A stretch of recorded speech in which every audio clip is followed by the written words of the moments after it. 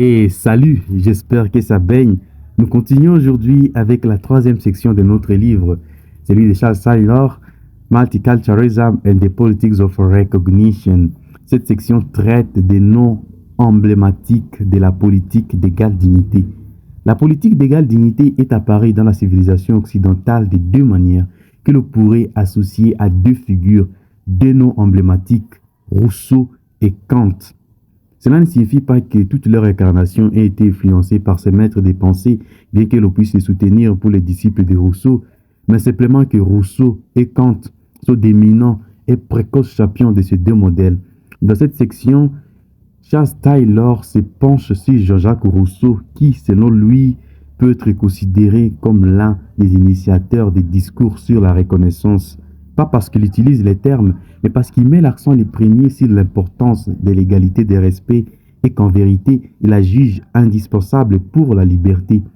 Il est bien connu que Rousseau tend à opposer une condition de liberté dans l'égalité à une liberté caractérisée par la hiérarchie et la dépendance d'autrui.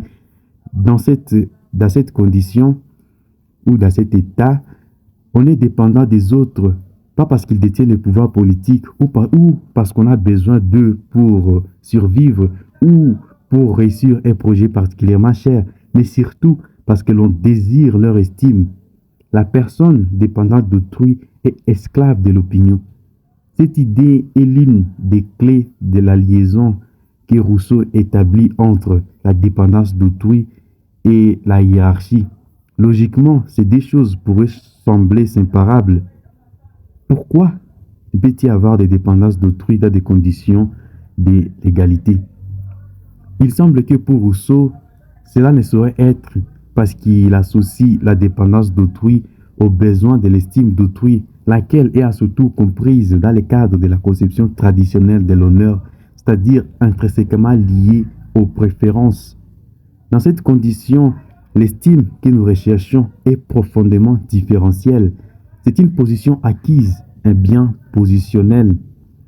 C'est en raison du rôle crucial que l'honneur y tient que la condition dépravée de l'humanité nous offre une combinaison paradoxale de propriétés telles que nous sommes inégaux en pouvoir, pourtant tous dépendants d'autrui. Pas seulement l'esclave du maître, mais aussi les maîtres de l'esclave. Dans l'Émile, Rousseau dit que dans cette condition de dépendance, le maître et l'esclave se dépravent mutuellement. Si c'était simplement une question de pouvoir brut, on pourrait penser que le maître est libre au détriment de l'esclave. Mais dans un système de l'honneur hiérarchique, la différence des classes inférieures est essentielle. Rousseau est à l'origine des nouveaux discours sur l'honneur et la dignité. Aux deux façons traditionnelles de penser l'amour, l'honneur et l'amour propre, il en ajoute une troisième, très différente. D'un côté, il y a un discours dénonçant l'amour propre qui convie à nous retirer de cette dimension de la vie humaine et à négliger complètement l'estime. Il y a de notre côté l'éthique, plutôt une éthique d'honneur, franchement non universaliste et inégalitaire, qui voyait dans l'intérêt pour l'honneur la première caractéristique de l'homme honorable.